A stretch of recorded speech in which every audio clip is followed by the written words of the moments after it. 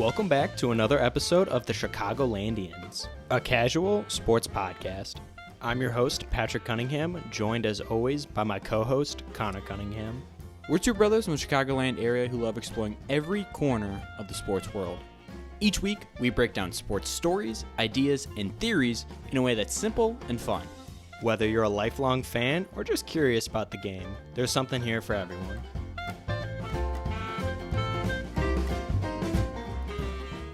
Welcome back to another episode of the Chicagolandians, a casual Chicago sports podcast. I'm Connor Cunningham, joined as always by Patrick Cunningham. Hello, Connor. How you doing? Doing pretty good today. Had another day of bowling. I know some listeners have complained about the amount of bowling talk that we've had on this pod, but today was a good day of bowling. We've had a rough stretch so far. Nice with tournament play coming around to finally have a good stretch where you're feeling like you're seeing the ball well, throwing the ball well, and it's moving through the oil and the lanes like you want it to. That's great to hear. Today was the first time, I think, ever in my life I complained about the oil on the lanes. It was ridiculous today. Which was never something I thought I would ever complain about in my life. Kingpin's looking good. It just sucks that in this day and age when you put so much time and effort into things like this, when you look at like professional athletes, college athletes, the kind of treatment that they get for their sports that they play, and it just seems like the union and bowling just can't get the same kind of credit. Am I wrong to say that? Are you talking about like financial, just like upkeep, respect, fans, none of it. Okay, enough bowling talk. All right, today we are going to do an NFL mock draft roundup. So today is the first day of April. We're going to look at recent mock drafts that come out. The draft is, I believe, April 27th, so we're about a month away or less than a month away from the draft in Green Bay. Always a very exciting time for the NFL, especially an exciting time for Bears fans as we are often smack dab right in the middle of this NFL draft. And here is no different. We're picking inside the top 10. This is usually the highlight of the season. This is our Super Bowl. So we're going to go through and kind of assess how experts think the top 10 is going to shake out, what they think Ryan Poles, Ben Johnson, and the Bears are going to do with the 10, and also what else is going to happen inside that top 10, where some of the prolific players are going to go, some other trends that we're seeing. Yeah, it's interesting to see after the combine. A theme you'll see every year is the draft stocks of players rising and falling as a result of the combine. And then in between the combine and the draft, storylines that are created to build up or take down some players. And I think we'll see as we get into later, there are a couple players that have risen dramatically because of their combine performances and some other players that fell because of it. And I always think that's interesting when we focus less on their on-the-field production and more on their combine performances. And you know, we'll get into it. Yeah.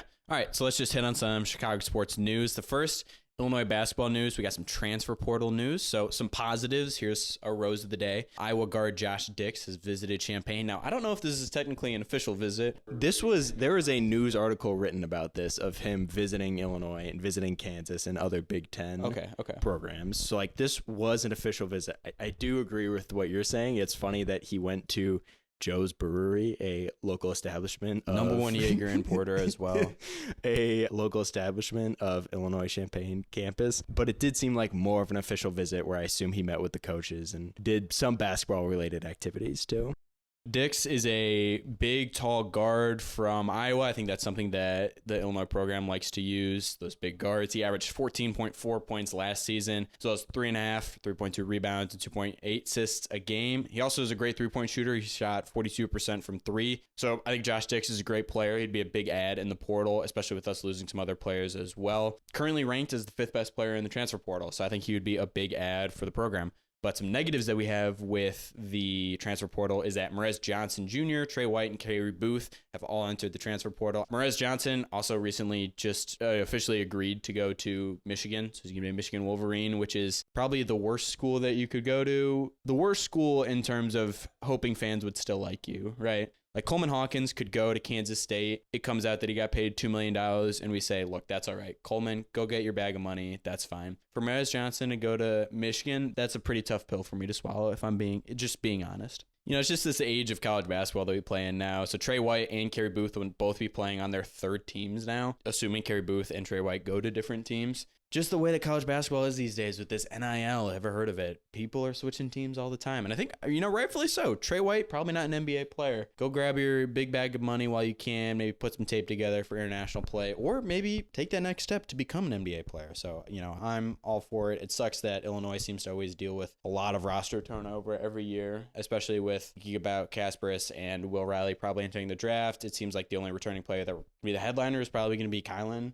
But yeah, I guess that's the way college basketball is these days. So this was the first time I looked at, so On3 is a ranking system for recruits for the transfer portal for basketball. And we talked about it last week about how interesting it is in the age of NIL, how these players can move from small schools to big schools and really be given the opportunity that they weren't given in high school recruiting. Now just looking at the top, 5 or 10 players from the transfer portal. First player, Yaxel Lendenberg, from UAB, University of Alabama, Birmingham. He's 6'9", power forward. Probably can go anywhere he wants, right? I think that's so cool. Number 2, Bennett Sturts went to Drake, now going to Iowa. It's just so interesting to see these transfer portals, people going from small schools to big schools and seeking this talent. Moving on away from basketball news right now, we got some White Sox news. Don't look now, but the Chicago White Sox are at 500. So things started off great. We started off 1-0 on the season with a dominating victory over the Angels, 8-1. Then we had 2 hits and lost 1-0 to the Angels the next day. We actually went down to 1-2, and now we are 2-2 after defeating the Minnesota Twins. We scored 17 combined runs in our 2 victories, which, how about that? But I think another takeaway about baseball is, do we need to get some torpedo bats on the pod or some torpedo bats in the dugout for the Chicago White Sox? If you look at these damn Yankees over there, they've hit 9 home runs in a single game against the Brewers. The majority of their team is using it right now. I think Anthony Volpe is using it as well. They hit 15 home runs in their first 3 games. So if you don't know what a torpedo bat looks like, it looks like a torpedo. So from the handle and kind of through the label, a regular bat will just extend normally, kind of just like a stick of wood, and it's the wood on the barrel is evenly distributed. Torpedo bat puts more wood closer to the label of the bat rather than the ends of the bat or closer to the handle. So this is supposed to put more wood where the ball is going to hit, right? And now for dumb fans like us, I feel like the idea of a torpedo bat makes a lot of sense. You put more wood where the ball is going to get hit, but I think it also outlines the change that's happening in the MLB today where batting average has been very de-emphasized, right? It doesn't matter how often you're getting a hit. It kind of just matters what you're doing with your hits, right? Trying to get extra base hits and more importantly, home runs. So I feel like this will make balls not hitting the sweet spot much less effective, right? It's kind of interesting. It is interesting. So I saw, looking at the Yankees, people like Anthony Volpe and Jazz are both switching to the torpedo bat. But Aaron Judge, best hitter in baseball last year, hit 50, 60 home runs, is still using his traditional bat, not using a torpedo bat. So people like Jazz, who's definitely a different hitter than Judge, he's not hitting 50 home runs a game, right? So he's adjusting his bat to custom fit his own abilities. It's interesting to see that in all of sports, when you have more and more data, more and more analytics with everything, how you can change the game. They interviewed one player asking him about his thoughts on the bats, and he talked about going to the hitting lab in Louisville to construct these bats. And they say they'll put someone like Judge in a batting cage and have him swing 1,000 different times and collect all of the data for where he's hitting on the bat. And then they can custom make a bat just for him that puts the wood, exactly where he's going to hit it, right? So for someone like Chaz, who maybe turns really fast on the ball and isn't hitting a lot of balls outside and is getting jammed a lot inside, it could really help by putting the wood closer to the label. But if someone like Judge, who maybe uses more of the whole batter's box or the whole square, he might not want that because, he still wants to be able to hit on the barrel. I think it's interesting to see, when you hear about it, it makes sense that you'd want to customize a bat to a specific player. It seems strange that every single player would use the same bat. So I think it's interesting to see what will happen going forward. Are we going to have more customization in these sports as we gather more and more information? Yeah, and you think about some White Sox players like Nick Madrigal, when he hasn't been on the team in a while, but Nick Madrigal, what was his name, Mr. 3000 or something? He would just try to get base hits. Why should he be swinging the same bat as Aaron Judge if they're hitting completely different stat lines, right? It would make sense that they would have different barrels. So I think it's interesting. I don't think they necessarily, I don't know, maybe they'll ban it if it becomes too big of a problem. But honestly, I don't feel like I have a big problem with it. Doesn't seem like a huge mechanical advantage. You know, if they start building the bats out of maybe different materials or something, maybe that's something I'd have a problem with. But I think it's just kind of cool that we're thinking smarter about certain stuff. So I don't have a problem with it. All right. Before we move on to the meat and potatoes, I just want to outline something that has been going on lately. So, you know, we used to have a section on this podcast that we really liked, and I think fans as well really enjoyed. It's the review of the week. So things have been a little slow lately for the pod. You know, that last review that we had from J-Bone, K-Bone, it was a great review, but we haven't gotten a review since. I just want to remind people that we love hearing from you guys. And if you guys are ever interested in leaving a review, please feel free on Apple Podcast, Spotify, Google Play, wherever you want. You can write in a bottle, send it on the lakefront, wherever you want. Please write a review for us, and you could be featured on this section of Review of the Week. And that's all I'm going to say about it. Yeah, we might have to start calling in some favors from some notable celebrities to get some reviews. Yeah, and nobody's going to want that. Okay, so moving on to the meat and potatoes of this podcast, we have our NFL mock draft roundup. So Pat and I diligently scoured 7 mock drafts that we've recently been posted across the interwebs and kind of compiled our takes about what's going on in the top 10, or more closely, just what's going on in the first round. But I think first, I just want to start off by kind of talking about general notes that we have going on. First, all 7 of the drafts had Cam Ward going number 1. And I think earlier in the season, when the college football season ended, it was very close between Cam Ward and Shedeur Sanders about who would go number 1. I feel like it was kind of like a coin flip. And maybe throughout the season, people thought that these were the 2 guys, but maybe it wasn't solidified who was going to go number 1. I think now it's clear that the Titans are going to take Cam Ward with the number 1 pick. And I think analysts will say that Cam Ward, for sure, the standout QB1, doesn't necessarily compare to what we had last year in the draft. But I think the main takeaway is Cam Ward is a good football player. I think he can be an NFL quarterback. And I think he is above Shedeur Sanders for sure. I think he has good pocket presence. I think he can see the field well. I think he processes pretty well as well and has good arm talent. He had that one throw at his pro day where everyone was talking about with like a rollout that he did and, you know, deep ball. And I think he threw that same ball in a Miami game to Restrepo. So he has the ability to make improvisations as well. I think he's a good quarterback, and I think like it's pretty much a lock that he's going to go number 1 right now. Here's something interesting. I was seeing mock drafts before the combine of the Titans potentially taking Travis Hunter or Abdul Carter. I also saw that. I believe the GM made some comments about not wanting to pass on generational talents like an Abdul Carter or specifically a Travis Hunter, who's such a unique player. And I think that's interesting. Like, we'll get into it a little bit later about comparing the Titans versus the Browns, where the Titans, I would think their coaches or the front office is in more of a hot seat than the Browns with Stefanski. Like, they're more secure in their jobs, where they feel like maybe they don't need to take a quarterback with Shedeur Sanders, or maybe it's just the difference between the 2 quarterbacks. If I was the Titans and I saw you have Arch Manning next year, who maybe you could tank for and secure a solid player like Abdul Carter or Travis Hunter, that's not the case anymore. They now feel like they need to extend the runway for their positions and draft a QB. Yeah, and I think between the 2 teams, I feel like the Titans would be less incentivized to take a quarterback this draft than the Browns. The Browns are already bleeding so much money at the quarterback position to be able to get a quarterback in the building who you can pay a rookie contract instead of having to possibly sign Kirk Cousins now, who's going to be another extremely expensive option. Compared to the Titans, who, like, I can't think of any big contracts that they have on their team. Myles Garrett is literally the second highest non-quarterback player in the league, and Deshaun Watson is making $250 million guaranteed for just sitting on the bench, right? So I feel like the Browns have more of an incentive. And honestly, like, if I was the GM of the Titans, I would be more willing to wait another year, collect the blue chip player, and then possibly wait, because I feel like there should be less pressure on these guys. With Stefanski has been sitting around for a while. Titans just brought in a new GM as well. But I think it's come to the point now where after watching the combine and getting the guy in the building, it seems like the Titans feel comfortable with taking Cam Ward at the 1.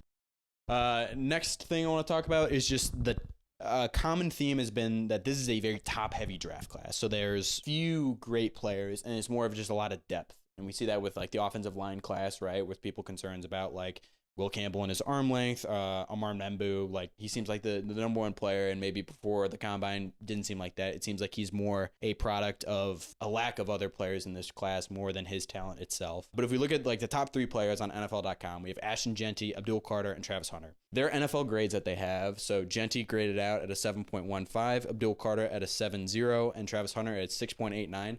All those scores are higher than the scores given to the number one player last year, Malik Neighbors. Some trendy things that I've noticed as well. Mason Graham to the Jaguars at 5 seems extremely trendy. You got the Giants at the 3 and the Patriots at the 4. That has become usually just the pair of Travis Hunter and Abdul Carter swapping off there. So Mason Graham at the 5, I feel like makes a lot of sense for the Jaguars, who are kind of a talent-deprived team with serious defensive issues as well. I think that's a good cornerstone. So I know there's been a couple of drafts that we've seen of Mason Graham falling, but I feel like that's another pick that seems to be set in stone more than, the Raiders, the Patriots, or the Giants. Now, moving on to the Raiders, though, I feel like it's become super hot to project Ashton Jeanty going 6th. I think that's a very interesting projection that you have. So you have Pete Carroll coming in as the new head coach. You also have a rookie GM coming in as well. So the same way you're watching Ben Johnson right now, you when you hire this prolific coach, you kind of want them to bring in their system, their vision of what the team is going to look like, right? And it's kind of interesting with Pete Carroll. They also brought in Chip Kelly as their offensive coordinator, which is kind of like an interesting pairing. Like Pete Carroll's a guy who wants to run the ball, slow the game down. You think about like their Marshawn Lynch time that they had, or even Chris Carson, the way that they would handle the games versus Chip Kelly, who would run those Eagles offenses that would be extremely high flying, no huddle, trying to run a ton of plays.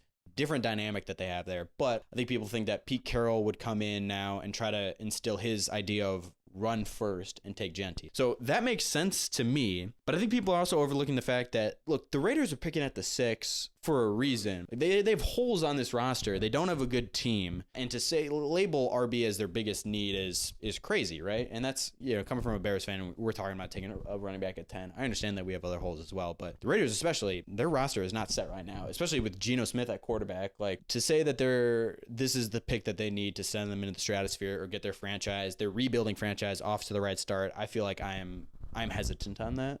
That would be such a on-brand pick for a team like the Raiders. Last year they took Brock Bowers. If this year they take Jeanty, they're taking probably the best players in both draft classes, right? Best player available. For a lot of teams like the Eagles you talk about, that's a great decision. But like, the Eagles are able to do that because they are such a well-developed, well-rounded team without glaring holes. They're able to let the draft come to them and take the best player available. But a team like the Raiders is a freaking sinking ship. They have so many holes to plug, and the running back is not what they need right now. Yeah, unbelievable to see that. I mean, we saw it with the Seahawks. I mean, the Seahawks love drafting running back. I mean, they have Chris Carson. They would still go around and take with Zach Charbonnet with the 2nd round pick, like a high value pick as well. Constantly questioning kind of what the Seahawks, I feel like, would have interesting draft strategies all the time. With the Eagles, like, I could talk all day about how much I love the way the Eagles are ran, like best run program in the NFL. But with the Eagles, they let the draft come to them, but especially for defensive players. It's always defensive players, and I feel like the Eagles just have the veteran presences in place to allow the draft to come to them and then build their defense so rookie heavy, right? Where you have like Darius Slay and Fletcher Cox, not anymore, but like players like Fletcher Cox and Brandon Graham. Like, you have extreme veterans that are all world players that can help develop these young players. You feel like they do less of just letting the draft come to them with offensive players, right? But their whole defense in the Super Bowl team was led by rookies, right? But with building your whole offense around rookies, I feel like that's less of a strategy that I'm interested in, because I feel like that has more adjustment to go to than from college to the NFL, right? Like, I mean, look at it with the Bears, right? With a rookie receiver, a second-year right tackle that we have, a rookie quarterback, right? Our offense is terrible. You plug in all these rookies on defense with a guy like Vic Fangio, who is the best defensive coordinator in the league, surrounded by veterans. I feel like that's usually a better strategy for building a roster, right? If you're going to put young players out there, you put them on the defensive side. So I don't know. I feel like I would be wary if I was Tom Brady or Pete Carroll picking Jeanty there. Like, what veteran RBs are on the Raiders right now? What veterans do they have on offense? Like, Geno Smith, I guess, is going to help them adjust in the NFL. Jacoby Myers, like, it's confusing. Yeah. So another couple points we're going to hit on is with this tackle class, We've had our people come on. We've had Quentin Crisco of On Tap Sports talk about this tackle class.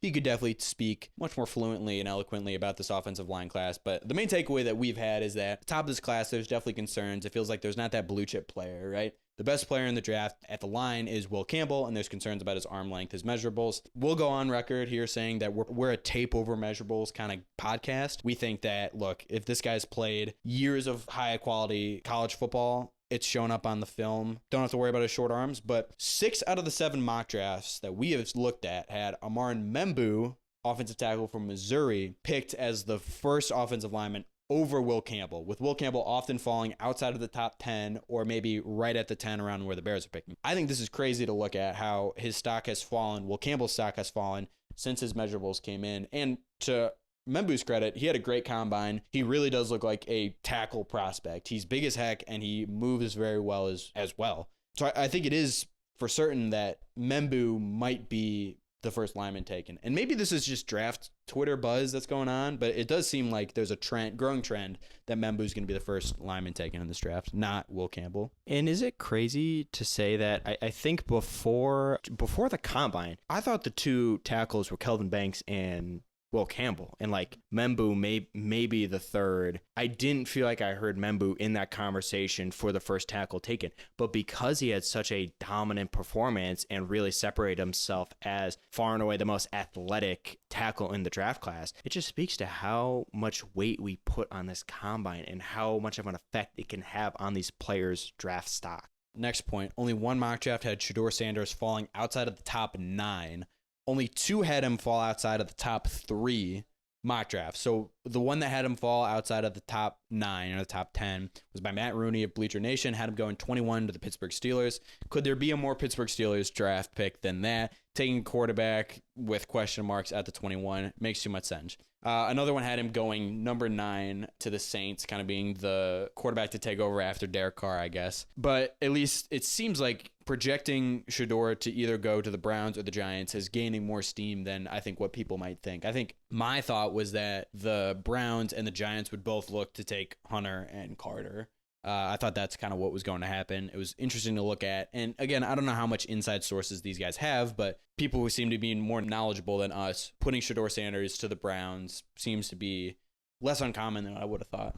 That is the player that is the most interesting, that I'm most excited to see turn out next year. He's got so many things going on about him right now. For one, his dad seems to be involved in this draft process. I think he's been vocal about having some influence over where he's going to go. And I've seen some mock drafts talk about, could Deion force a trade between the Giants and the Browns because he wants Shedeur to go to the Giants versus the Browns.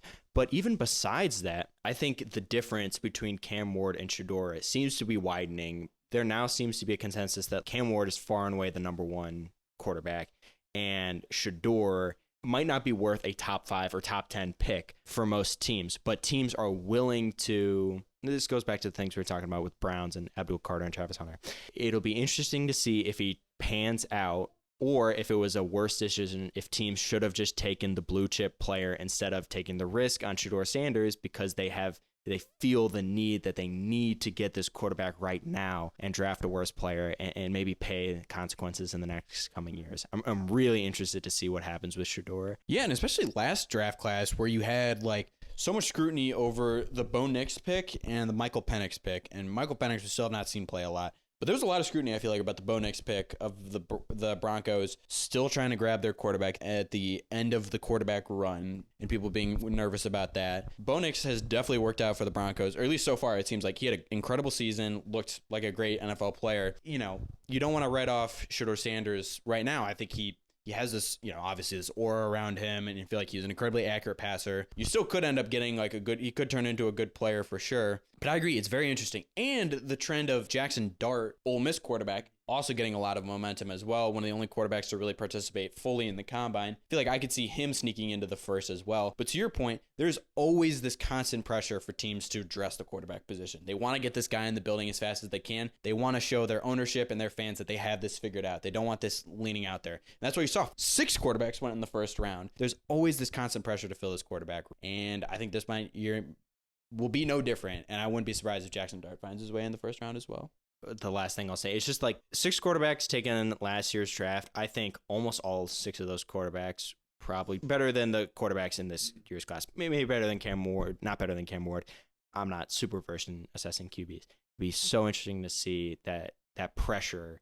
And now with the difference in the quarterback, teams still having that pressure and having a worse quarterback class to address that pressure. It's stressful. It's stressing me out. I'm getting stressed by it. You need to fill the square peg, but you only have, round holes, man. It's like you're trying to fill this, but you don't have the pieces for it. And last point before we get into some specifics here, we want to hit on Ashton Jeanty again. So news to me, maybe news to you guys. He's the highest graded player in this draft class according to NFL.com and their experts there. Highest graded player in the class. Graded out at a 7.15, which is perennial all-pro. He had the highest production score. His tape looked incredible. He obviously didn't run the 40 at the combine or at his pro day, but everything that you see on the film, there's not a lot of questions that are outstanding. Do you mind explaining the NFL score? I've seen these scores before. Is it out of 10 or something, or is it out of 8? Or? Yeah, so the scoring system is out of 8. So it's out of 8, 8 being the perfect prospect, right? But they don't hand out an 8, right? For reference, like Myles Garrett, when he came in, most productive defensive end in college, or one of the most productive, incredible combine performance, graded out at 7.5. Trevor Lawrence, generational prospect, graded out at 7.4.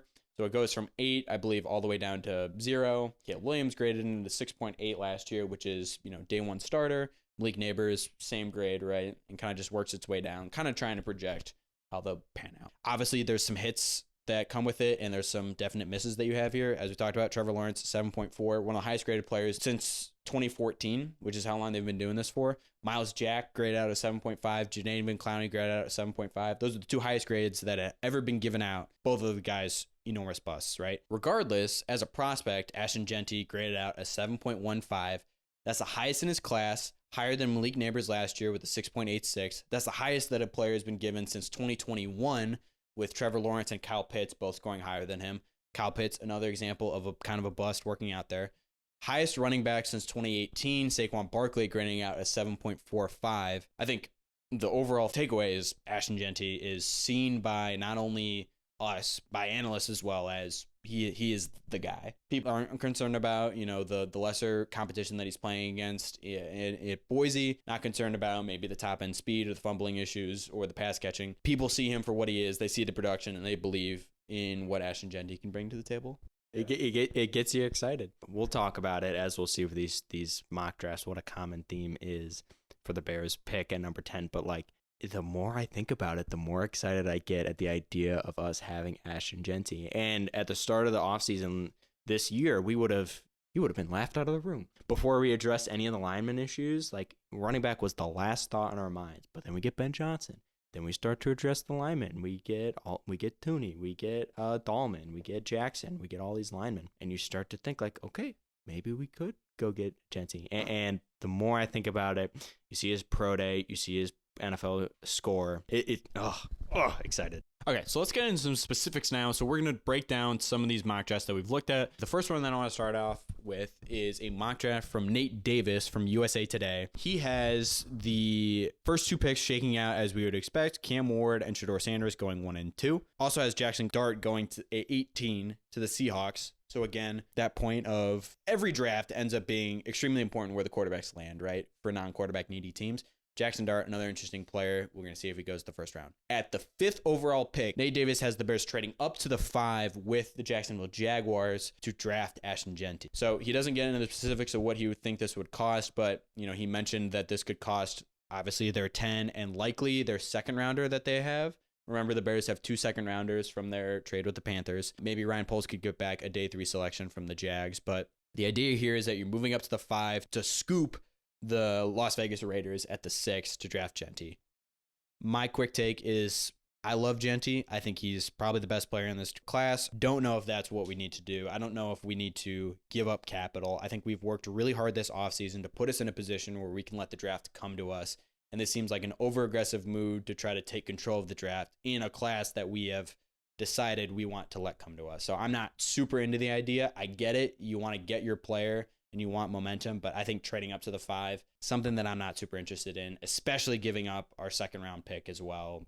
Not a huge fan of it. I agree. We have worked so hard to have that flexibility at 10, but we are certainly not stumbling over ourselves to address our running back issues. We are not in the position where we feel the need or the pressure to sacrifice capital in our future to address the running back position. Genty, unbelievable player, but I don't think it's that. It's not like trading up to get a quarterback or an edge rusher. It's not the same. No matter how good of a prospect he is, I agree. I do not love this idea. This is a move that you'd see a team like the Raiders making or the Browns making, trading up to get the flashy player to address a need that is not the biggest priority for their team right now. I agree. And especially talked about so much how deep this running back class is, right? And obviously Ashton Genty isn't a tier in his own, but Omarion Hampton is not that far away from him. And the amount of running backs that sit below him, there are so many quality running backs that you can get with a day 2 pick, right? Like Scatabo, Judkins, and Trayvon Henderson, Caleb Johnson as well. Like there's a lot of running backs out there that you can draft and get quality production out. I don't think we need to be stumbling over ourselves to get Genty. If he's there at the 10, I'm fine with that. Next mock draft that I want to hit on is one from Garrett Podell from CBS Sports. I think this one, and then one that we're going to talk about after this from Brent Sobleski from Bleacher Report. I think these are the two that you're going to see the most commonly, and that's Will Campbell or Ashton Genty going at the 10, right? So from Garrett Podell, he has Cam Ward, Shedeur Sanders going 1 and 2, Ashton Genty going number 6 to the Raiders, as we talked about, and Will Campbell coming to the 10, and the Bears taking him, with Amar Membu going earlier than Will Campbell. Ben Johnson, in a recent Adam Hogan interview, mentioned that he's a tape over measurables guy. He talked about, if you have concerns about a player specifics, like their speed or their arm length, and you feel like it's showing up on tape, you want to see their measurables, right? If it's like a guy looks slow on film, you want to see what his 40 is. Or if you notice this guy is constantly getting long-armed off the edge, you want to see what his arm length is. Maybe with a guy like Will Campbell, you're not seeing issues of his arm length. You don't care what they look like, right? So again, I will say Will Campbell is probably the player that I would be most excited about. Maybe not most excited about, but I would want the Bears to draft most at the 10. I think him and Genty are the two that I would like to see the most. So another note about this from this mock draft is that James Pierce, who Quentin Crisco fell in love with, has made me fall in love with as well, edge rusher from Tennessee, falls to the 32. I think we talked about this before. The edge 2 still definitely an unsolved problem right now with players like Shamar Stewart, Mike Green, and James Pierce as well, Jalen Walker as well. There's a lot of question marks around this defensive class. And I think they're all great players, but there's no consensus there, right? And I think James Pierce did run a good 40, but some of his other measurables weren't great. He didn't show great explosiveness in other things. Interesting to see him fall to the 32. And kind of makes you think if he gets around that range, James Pierce, late 30s or late 20s into the 30s, interested to see if the Bears would be willing to move up then and use one of their second round picks to move up. Next one we're going to hit on real quick is just the one from Brent Sobleski from Bleacher Report, which you mentioned a little bit earlier. He has Ashton Genty going 10 to the Bears. To note, this is the only mock draft that put Will Campbell ahead of Membu, having him going 4th to the New England Patriots, which I think would be interesting as well, because that means that either Travis Hunter or Abdul Carter would fall all the way to the 5, which is pretty interesting. That would be great value for the Jaguars. And then a guy like Mason Graham falling to the 6. He might even fall out of the 6th then if Ashton Genty gets taken by the Raiders. I think Will Campbell going into the top 5 or Membu going into the top 5 really kind of shakes things up as well. But I think Will Campbell and Ashton Genty are going to be the two most commonly mocked players to the Bears at the 10, save for if you're doing trade ups or trade downs. Let's move on to another theme that we've been seeing. We have 2 mock drafts, one from Bears Wire and one from Bleacher Nation. Matt Rooney and Alyssa Barberia have Tyler Warren going to the Bears at the number 10 as well. Matt Golden, they have the wide receiver from Texas, ran a 4.29, have him going 11 to the San Francisco 49ers as the number 1 receiver. Thought that was interesting as well. Yeah, this idea of Tyler Warren, number 44 from Penn State, big, versatile tight end. Ran a lot out of the Wildcat formation, was able to even throw some touchdowns as well, was definitely a Swiss Army knife for Penn State. Big bodied player with good hands. I don't know how I feel about Tyler Warren being the pick for the Bears, though. And I know Ben Johnson has a lot of success using the tight end, having a lot of success with Sam Laporta. And I understand that the narrative is that we set ourselves up to just go best player available, but I still don't get excited about drafting essentially our tight end 2 or maybe our tight end 1B. Would not be super excited about this. I do think Warren is a great player, and as a Big Ten fan of University of Illinois, like we've seen Tyler Warren play and know he's a good player. I still wouldn't be super excited about that. I still feel like we are waiting for Cole Kmet to break out. Like, we're waiting for Cole Kmet to break out, and now we're going to draft Tyler Warren and wait for him to also break out.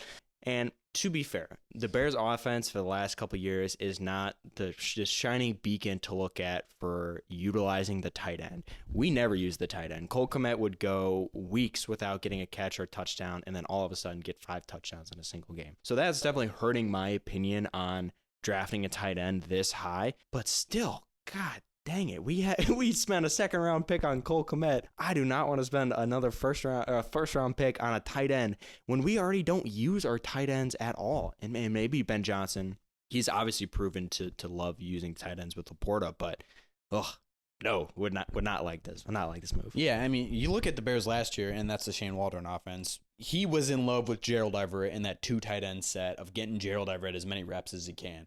Gerald Everett no longer a member of this team. So maybe Ben Johnson has this vision for a 2 tight end set running a lot of 21 personnel. But for me, I just don't see it. Not my cup of tea right now.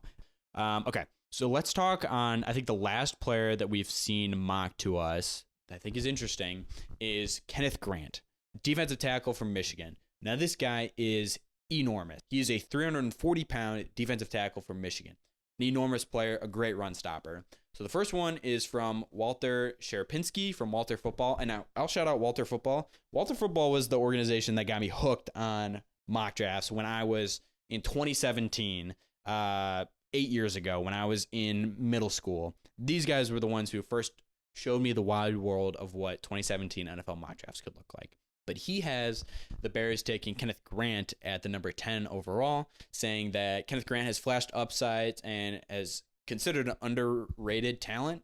He mentions that some people have Grant rated higher than Mason Graham, which I haven't seen yet, but it's kind of an interesting point to make. But this mock draft also had 3 Michigan players going in the top 10 with Will Johnson, Mason Graham, and Kenneth Grant. You know, we all saw how great Michigan's defense was, and it's showing up in this mock draft. But I think overall, the idea of Kenneth Grant and this other mock draft we'll hit on real quick has the idea of the Bears, like we mentioned with James Pierce trading up, have them trading back into the first round with the 26th overall pick with the Los Angeles Rams to draft Kenneth Grant. The Bears would receive the 1st and a 4th in exchange for a 2nd and a 3rd to move up to draft Kenneth Grant. Both kind of sides that you see it, seems like the Bears are being connected to Kenneth Grant. I'll say my point, like, I think we definitely need depth on this defensive line. We saw last year with Andrew Billings going out how much our run defense was horrendous. We had the worst run defense in the league. Javon Dexter, I think, is a great player and is an ascending player in this league, and Grady Jarrett is certainly a good addition to make, but I think our run defense is definitely a huge problem that we have. So adding more depth there, especially with a big-bodied guy like that, like 340 pounds, that's like screaming Andrew Billings right now. I definitely don't have a problem with that. And I believe he tested pretty well at the combine too. So I think this idea of Kenneth Grant, I don't mind it at all. But, you know, I will say if he's a guy who looks like available at the 26th, maybe that seems like a reach at the 10. If we're seeing this guy coming to us, maybe it's a trade down opportunity to draft a guy like that. But I think the concept of walking away from the first round with Kenneth Grant, if the value is correct, I don't have a problem with. Grant at 26, if we were to trade back into the first round, what would you think of? What would you think? In my opinion, I would love doing that. When we talked about trading up to go get Genty to address a position that I don't think is a glaring issue for us. This case, trading back into the first round, sacrificing some capital to address a huge issue that we have. Sure, we just signed the guy from the Falcons, but that's not a long-term solution. We have Javon Dexter, who's still young. Other than that, like, do not have the solution for our interior defensive line. I would be all for trading back into the first round to draft a player like this. What do you think? Yeah, I definitely don't have a problem with it. You know, I don't know how realistic this trade would be, but would you rather have 2 firsts and a 4th or a 1st, 2 seconds, and a 3rd, right? Like, I would rather have the 2 firsts, right? With the 1st, you get a 5th-year option as well. That's something that you got to think about as well. Having the 5th-year option and the contract flexibility is super nice. Even if Kenneth Grant is a guy who could fall to the 39, while that is great value, you can also think about the contract as something small to think about. But to move up 15 spots right now for the cost of a 3rd, I don't hate that value. So overall, I would be excited if we were to trade back into the 1st to acquire a guy, given that we've been responsible with that 10 overall. Could I give you a scenario right here? Yeah, Could I sure. give you a mock draft scenario? So I did a mock draft today. Just the first pick, just the number 10 mock draft, and it came to me and I was already confused, didn't know what to do.